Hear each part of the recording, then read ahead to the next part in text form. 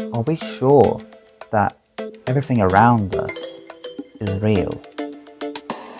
That's what we're going to be talking about today. The brain only cares about receiving information and processing it, but doesn't question where it comes from. So how do we know that everything around us is real? For example, I could say that I could see the particles in the air, but no one would believe me. Well, yeah, we could all agree that they are there, but we can't see them. This has caused a lot of debate, and people have presented the simulation theory that we live in a simulation which is controlled by some government or someone. But how do we know that that's true?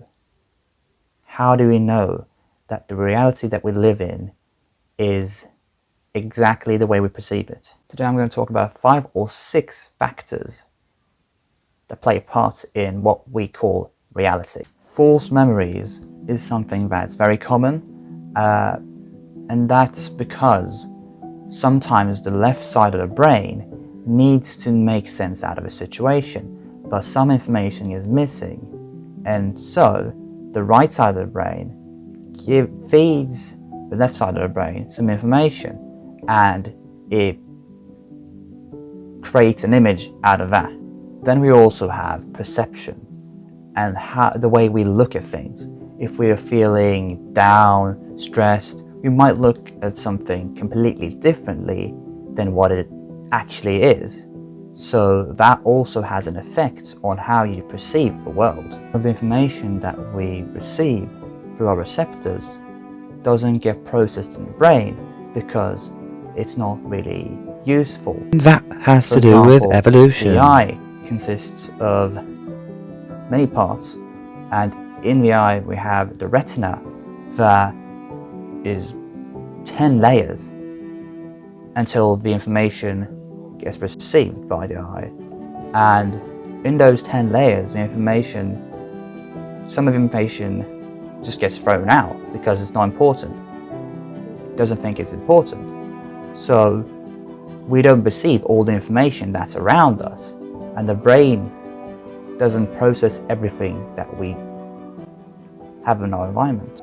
In blind people and people with blurry vision, there is a syndrome called Charles Bonnet syndrome, and this syndrome occurs when information out of nowhere gets processed, even though there is no real information coming from the eye, and you see these blurry pictures of people you don't even know, strange contrasts, and it's a big hallucination.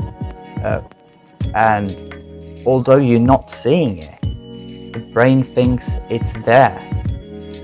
Strangely enough, it actually becomes hyperactive when the eyesight goes, and so that's why the information is just wobbled up into each other and doesn't really make any sense.